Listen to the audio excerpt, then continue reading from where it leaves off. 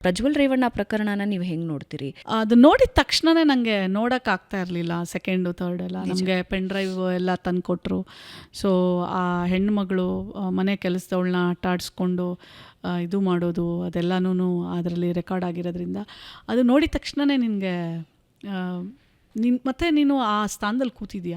So ಹಾಗಾಗಿ immediately 4 ಗಂಟೆಗೆ press meet ಕರೆದು ಮುಖ್ಯಮಂತ್ರಿಗಳಿಗೆ ಪತ್ರವನ್ನು ಬರೆದೆ ನಾನು. ಇದು ಭಾಳ ಐ ಪ್ರೊಫೈಲ್ ಇರೋದ್ರಿಂದ ಆ ಮಾಡಿರೋರು ಮತ್ತು ಹಂಚಿರೋರು ಇಬ್ಬರಿಗೂ ಶಿಕ್ಷೆ ಆಗಲೇಬೇಕು. ಯಾಕಂದರೆ ಅಲ್ಲಿ ನೂರಾರು ಜನರ ಹೆಣ್ಣುಮಕ್ಕಳು, ಒಬ್ಬರಲ್ಲ ಇಬ್ಬರಲ್ಲ, ಯಾವ್ಯಾವ ಸ್ಥಿತಿಗಳಲ್ಲಿ ಅವರು ಅದನ್ನು ಕೆಲಸ ಮಾಡಬೇಕಾಯ್ತು ನನಗೆ ಗೊತ್ತಿಲ್ಲ. ಆದರೆ ಇದಕ್ಕೆ ಇದು ಒಂದು ತನಿಖೆ ಆಗಲೇಬೇಕು, ಇದಕ್ಕೆ ನ್ಯಾಯ ಸಿಗಬೇಕು. ಯಾಕಂದರೆ ಅಷ್ಟೊಂದು ಜನ ಹೆಣ್ಣುಮಕ್ಕಳ ಒಂದು ಮಾನಹಾನಿಯಾಗಿದೆ. ಅದರಲ್ಲಿ ಎಷ್ಟೋ ಜನ ಊರು ಬಿಟ್ಬಿಟ್ರು ಆ ಟೈಮಲ್ಲಿ. ಇವತ್ತು ಎಷ್ಟು ಜನ ಎಲ್ಲಿದ್ದಾರೆ ಅನ್ನೋದೇ ಗೊತ್ತಿಲ್ಲ.